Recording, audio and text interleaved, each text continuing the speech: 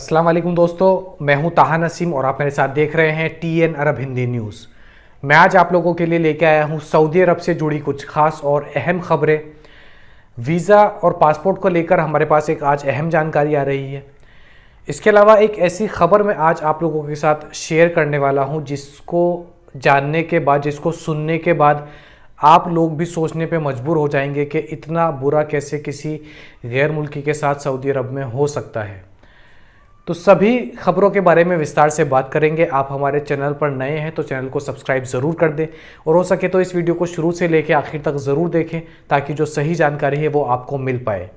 पहली खबर हमारे पास आ रही है जनरल डायरेक्टरेट ऑफ पासपोर्ट्स की तरफ से, जिन्होंने जानकारी देते हुए ये बताया है कि इस साल रमज़ान के महीने में 12,000 से ज़्यादा एडमिनिस्ट्रेटिव डिसीजंस, यानी कि 12,000 से ज़्यादा छोटे बड़े नियम पेनल्टीज़ जो है लोगों के ऊपर लगाए गए उन अपराधियों के ऊपर जो कि सऊदी अरब के अंदर या तो गलत तरीके से घुसे थे या फिर इकामा एक्सपायर होने के बाद यहाँ रुके हुए थे या फिर इकामा में दूसरा काम लिखा हुआ था और कोई और काम कर रहे थे।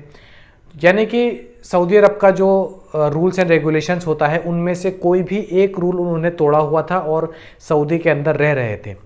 ऐसे लोगों के लिए 12,000 से ज़्यादा पेनल्टीज़ का डिसीजन जो है लिया गया। और मज़ीद जानकारी देते हुए ये भी बताया है कि ऐसे लोगों को जो कि गलत तरीके से सऊदी अरब के अंदर एंट्री करते हैं और यहाँ रहते हैं, उनकी कोई भी किसी भी तरीके से मदद करता है, वो चाहे उनको जॉब दिलवाने में हो, उनको काम पे रखने में हो या फिर उनको अपना घर रेंट पे देने के लिए हो, किसी भी तरीके से उनकी कोई मदद करता है तो वो भी उतना ही मुजरिम पाया जाता है जितना कि वो इंसान होता है जो कि सऊदी अरब के अंदर इनवैलिड तरीके से रह रहा है। अगली खबर हमारे पास आ रही है हज पे आने वाले यात्रियों के लिए।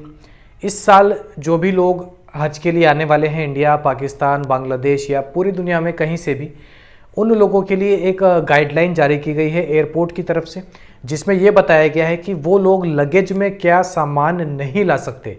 इसके बारे में जो है जानकारी दी गई है, जिसमें यह बताया गया कि कोई भी प्लास्टिक का जो सामान है वो लगेज के अंदर कैरी नहीं कर सकते या फिर कपड़ों में लपेटकर कोई भी ऐसा सामान जो कि लिक्विड की शेप में हो या फिर प्लास्टिक हो, ऐसा कोई भी सामान कपड़ों में लपेटकर अक्सर लोग जो है लगेज में डाल देते हैं, वो भी अलाउड नहीं है।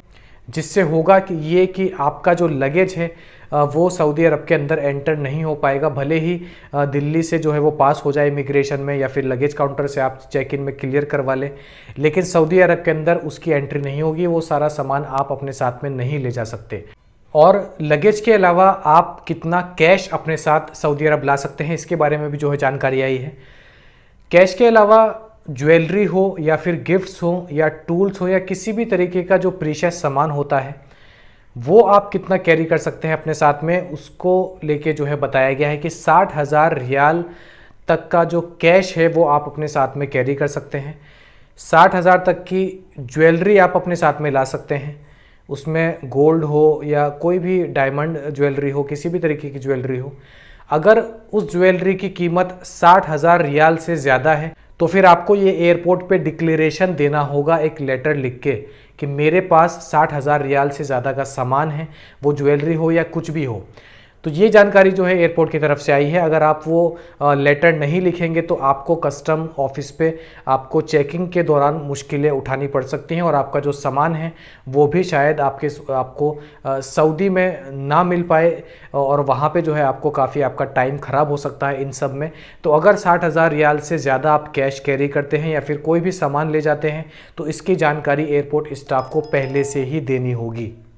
अगली खबर हमारे पास आ रही है रियाद से 300 किलोमीटर दूर अल अफलाज गवर्नमेंट की तरफ से, जहां पे एक शख्स जो कि 25 साल से सऊदी अरब के अंदर काम कर रहा है गैर मुल्की, 25 साल से वो टेलर का काम सऊदी अरब के अंदर कर रहा था और अब उसने अपना रिटायरमेंट प्लान बनाया था जिसमें उसने अपने बेटे को सऊदी बुलाना चाहा और उसका प्लान ये था कि अपने बेटे को सऊदी बुलाकर अपना जो पूरा काम है टेलर का वो अपने बेटे को सौंप दे और ख़ुद रिटायर होके अपने घर पे सुकून से अपने घर वालों के साथ बाकी की ज़िंदगी निकाले।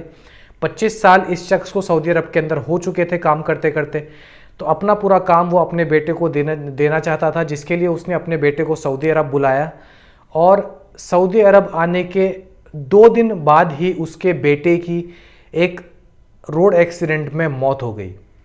ये बेहद दुखद खबर मैं आप लोगों के साथ शेयर कर रहा हूँ। अल्लाह उसकी मग़फ़िरत फरमाए और उसे जन्नत में आला मकाम अता फरमाए। ऐसा किसी गैर मुल्की के साथ या फिर किसी भी इंसान के साथ ना हो जिसने अपनी पूरी ज़िंदगी सऊदी अरब के अंदर काम करने में निकाल दी और उसके बाद जब उसने रिटायरमेंट का प्लान बनाया, अपने घर वालों के साथ बाकी की ज़िंदगी सुकून से जीने की इच्छा जताई, तो उसके साथ ये इतना बड़ा हादसा हो गया। और उसके अपना ही बेटा, जो कि सिर्फ 2 दिन ही हुए थे सऊदी अरब के अंदर आए हुए, पूरा काम उसके कंधों पर डालने वाला था, पूरी जिम्मेदारी उसके कंधों पर डालने वाला था। उसकी जो है सऊदी अरब के अंदर आकर 2 दिन के अंदर रोड हादसे में मौत हो जाती है। उस आदमी के ऊपर क्या बीती होगी इसका अंदाज़ा आप लोग लगा सकते हैं।